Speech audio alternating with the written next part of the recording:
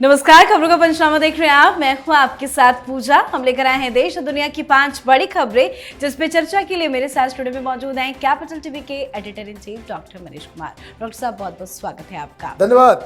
सबसे पहले नजर हेडलाइंस पर।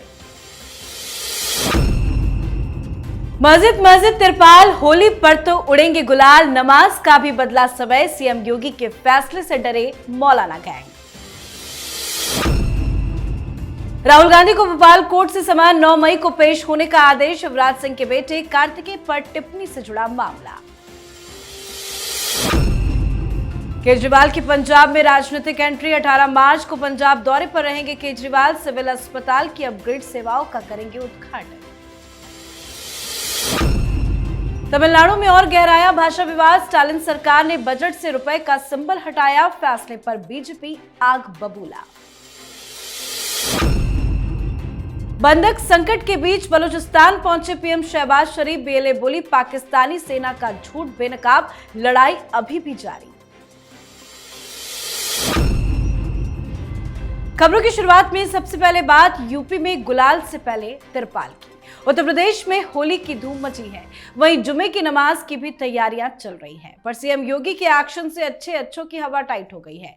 होली और रमजान का जुमा एक दिन होने से टकराव का माहौल बन गया, जिसको लेकर यूपी की योगी सरकार काफी एक्शन मोड में है। प्रशासन ने 67 मस्जिदों को तिरपाल और पन्नी से ढक दिया है, ताकि रंग और गुलाल मस्जिदों तक ना पहुंचे। संवेदनशीलता को देखते हुए कई शहरों में जुमे की नमाज के समय में भी बदलाव किया गया।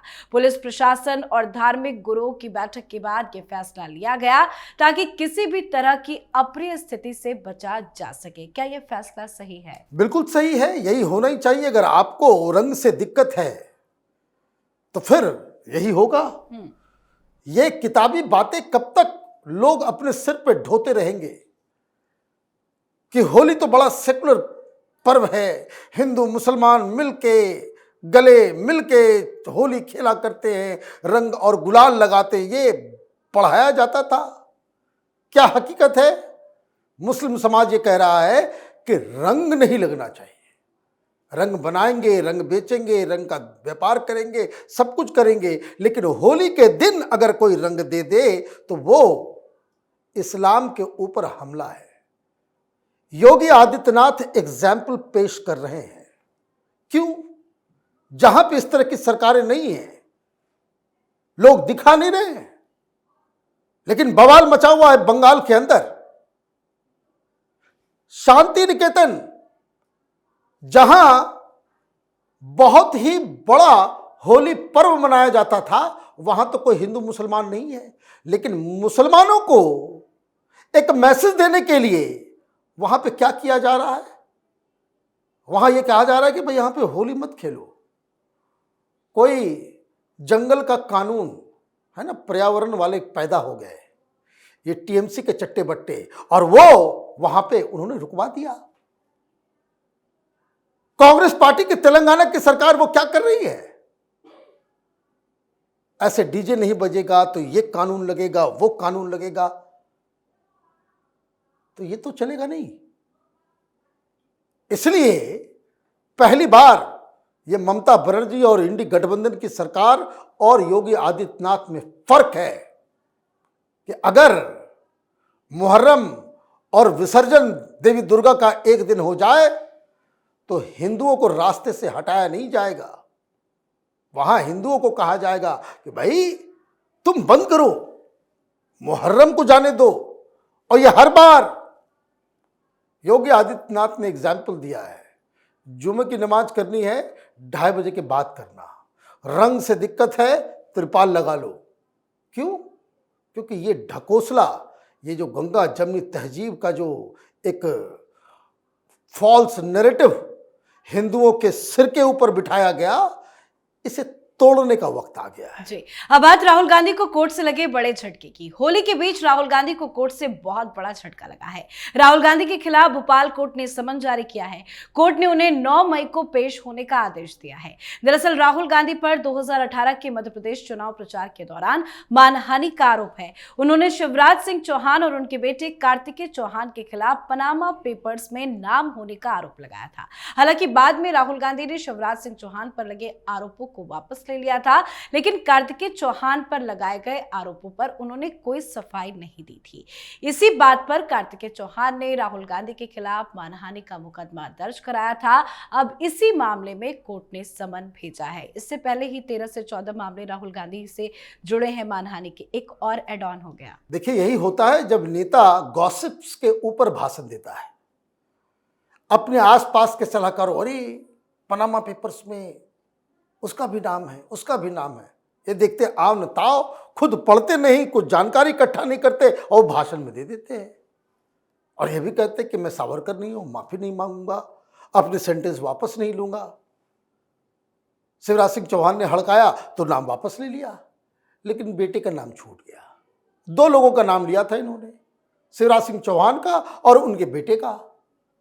अब बेटे ने कई साल पहले ही उसी वक्त बकायदा कोर्ट में मानहानि का केस दिया था, तो वो पड़ा हुआ था। अब कोर्ट ने संज्ञान लिया है, उस समन भेजा है। तो आप क्या बातें करते हो, कैसे करते हो, जबकि अब तो आप हिस्ट्री शीटर हो गए हो। कभी अमित शाह के ऊपर कुछ बोल देते हो, कभी प्रधानमंत्री मोदी के ऊपर कुछ बोल देते हो, जिस राज्य में जाते हो वहां के लीडर के ऊपर कुछ बोल देते हो। असम में चल रहा है मामला, यूपी में चल रहा है मामला, गुजरात में चल रहा है मामला। भाई, कम से कम ये सीखने की भी तो आवश्यकता है। और ऐसा भी होता है कि नेताओं के द्वारा चुनावी सरगर्मियों के बीच कभी कभी जुबान फिसल जाती है, लेकिन आपसी रिश्ता ऐसा होता है कि फोन करके लोग बातचीत कर लेते हैं, अरे आज थोड़ा सा ये हो गया, बोलते बोलते मेरे से। आफ्टर ऑल सब एक ही काम में लगे हुए हैं, चुनाव जीतने। आपसी रिश्ता बेहतर हो तो ये कानून, कोर्ट ये ना हो। लेकिन दिक्कत क्या है, राहुल गांधी को हनक है, सनक है कि मैं तो गांधी परिवार का वारिस हूं, मैं तो कांग्रेस पार्टी का मालिक हूं। ये कौन है शिवराज सिंह चौहान, कौन है उसका बेटा?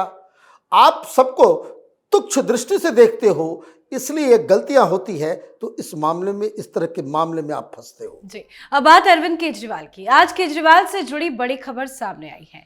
खबर है कि केजरीवाल पहली बार पंजाब में सियासी एंट्री करने जा रहे हैं।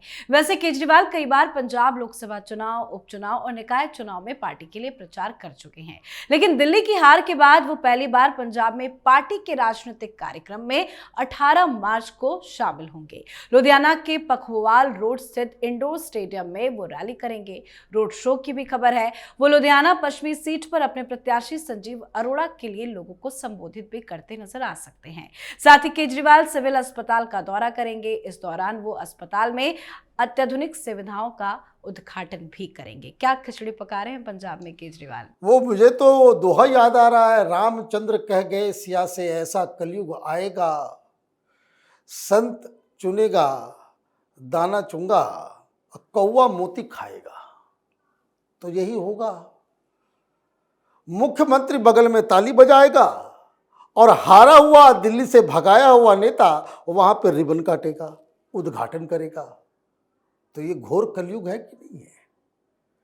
जिस व्यक्ति का कोई लोकस स्टैंडाई नहीं है वो हीरो बनेगा, और जो वहां पे संवैधानिक तरीके से उस पूरे राज्य का एग्जीक्यूटिव हेड है, वो बगल में साइड हीरो की तरह तालियां बजाएगा। आइए सर, सुपर सीएम इसी को कहते हैं कि बिना रिस्पॉन्सिबिलिटी के पावर को एंजॉय करना, यही केजरीवाल है। मुख्यमंत्री मैं रहूंगा दिल्ली का, लेकिन कोई विभाग नहीं लूंगा। रहूंगा मैं शीश महल में, लेकिन कोई विभाग नहीं लूंगा, किसी की जिम्मेदारी नहीं लूंगा। और कोई घोटाला हुआ तो कोई चिंटू पिंटू को जेल में डलवा दूंगा। जाओ, मैं इतना बड़ा आदमी हूं, मेरे लिए तुम सैक्रिफाइस करो। अब दिक्कत क्या हो रही है? दिक्कत ये हो रही है कि अभी तो you have lost your all political capital. हारा नहीं होता फिर भी इज्जत बच गई होती।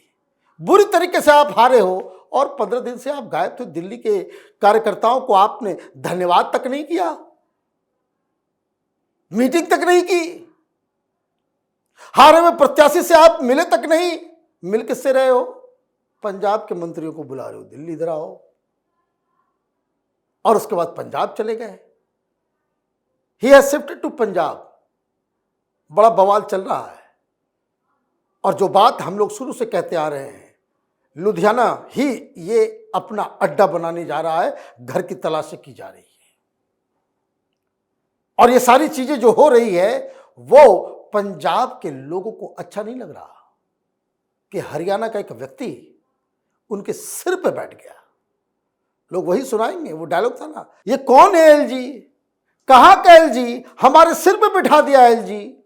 तो भगवंत मान को भी ये डायलॉग देना चाहिए कि कौन केजरीवाल, कहां का केजरीवाल, हरियाणा का केजरीवाल हमारे सिर पे कैसे बैठ रहा है। अदरवाइज इस वक्त भगवंत मान ने अपनी रीढ़ की हड्डी सीधी नहीं की तो पंजाब की जनता इस सरकार से ऐसी नाराज होगी कि केजरीवाल वहां धरना प्रदर्शन और रैलियां करते रह जाएंगे। दिल्ली से भी बदतर स्थिति आम आदमी पार्टी की पंजाब में होने वाली। जी, अब बात अगली खबर की। तमिलनाडु में चल रहे भाषा विवाद के बीच स्टालिन सरकार ने बड़ा फैसला लिया है। स्टालिन सरकार ने बजट से रुपए का सिंबल हटाकर उसकी जगह पर तमिल लिपि लिखी गई है। स्टालिन सरकार के इस फैसले से विवाद और ज्यादा बढ़ गया। बीजेपी ने सरकार के इस कार्रवाई की कड़ी निंदा की है। बीजेपी नेताओं का कहना है कि तमिलनाडु के मुख्यमंत्री एमके स्टालिन को अपना नाम बदलकर तमिल में नाम रख लेना चाहिए। अपनी सरकार की सभी विफलताओं को छिपाने के लिए ये नाटक जारी है। क्यों हिंदी से इतनी नफरत है? हिंदी से नफरत क्या रहेगा, ये तो तमिलनाडु से नफरत है इनको, तमिलनाडु से नफरत है, इसलिए वो कोई काम नहीं कर रहे हैं। बेटे का करियर भी बनाना है, सिर पे चुनाव है, 5 साल आपने कुछ नहीं किया, हिंदुओं को गाली देने के अलावा कोई काम नहीं किया। ये आर्यन द्रविडियन यही उल्टी पुल्टी चीजें आप करते रह गए, काम किया नहीं, विकास हुआ नहीं, लोगों तक मदद पहुंचा नहीं, लोग नाराज हैं। तो ऐसे में क्या होता है, आप कोई मुद्दा उठाते हैं, ऐसा मुद्दा जो इमोटिव हो, भावनात्मक हो, जिससे आप लोगों को अपनी तरफ रैली कर सकते हैं। क्या कर रहे हैं राहुल गांधी? राहुल गांधी कोई ओबीसी है? ओबीसी के लिए कुछ किया है? ओबीसी के लिए मंडल कमीशन जो आया, कांग्रेस पार्टी, इनके पिताजी, इनकी दादी, ये सब विरोध करती रही, लेकिन अब उनको ये समझ में आ रहा है कि भाई अब तो सारे दांव हमारे हाथ से निकल गए, मोदी को हराने के लिए कोई ना कोई पैतरेबाजी करनी होगी। तो आपने क्या पैतरा निकाला? Caste census. ऐसा नहीं कि कास्ट सेंसस लेकर के वो कोई सीरियस है, it's a part of strategy. Stalin साहब को अब कोई और स्ट्रेटजी नजर नहीं आ रहा है। वो एनईपी को लेकर के हिंदी के खिलाफ जो है उन्होंने आवाज बुलंद करने की सोची है कि लोगों को हिंदी के खिलाफ भड़का के हम अपनी तरफ आकर्षित करेंगे। क्या है विवाद? एक एजुकेशन पॉलिसी आई है जिसमें कहा जा रहा है कि 3rd ऑप्शन भी लैंग्वेज का होगा। जिसको हिंदी लेना होगा वो हिंदी, उसमें हिंदी भी है, जिसको हिंदी में लेना होगा वो हिंदी ले। तो जनरली क्या प्रेफर करेगा लोग? जनरली प्रेफर करेगा, आपको 2 लैंग्वेज है तो 2 लैंग्वेज में तो आप तमिल लोगे, ठीक है, इंग्लिश लोगे, ठीक है, हिंदी नहीं लेना है। हिंदी को ऑप्शन में क्यों रखा गया है? भाई और भी बहुत सारे लैंग्वेजेस रखे हुए हैं, लेकिन नहीं, हिंदी से उनको प्रॉब्लम है। दिमाग में क्या है कि इन लोगों की दास्ता और गुलामी मानसिकता। नाम स्टालिन है ना, और बात करेंगे भाई कौन सा द्रविडियन नाम है स्टालिन? बीजेपी वाले सही पूछ रहे हैं कि भाई पहले अपना नाम बदलो। स्टालिन कौन होता है? मैंने कहा हत्यारे का नाम आप अपने ऊपर रख रहे हो, इससे कोई घटिया बात हो सकती है? स्टालिन वो शख्स था जो लाखों लाख लोगों की हत्या उसने की। लोग हिटलर की बात करते हैं, इतिहास की अगर सही जानकारी लोगों तक पहुंचे तो लोग एक सेकंड में ये कहेंगे कि हिटलर से भी बड़ा हिटलर ये स्टालिन था। तो खैर, राजनीतिक दांवपेच है ये।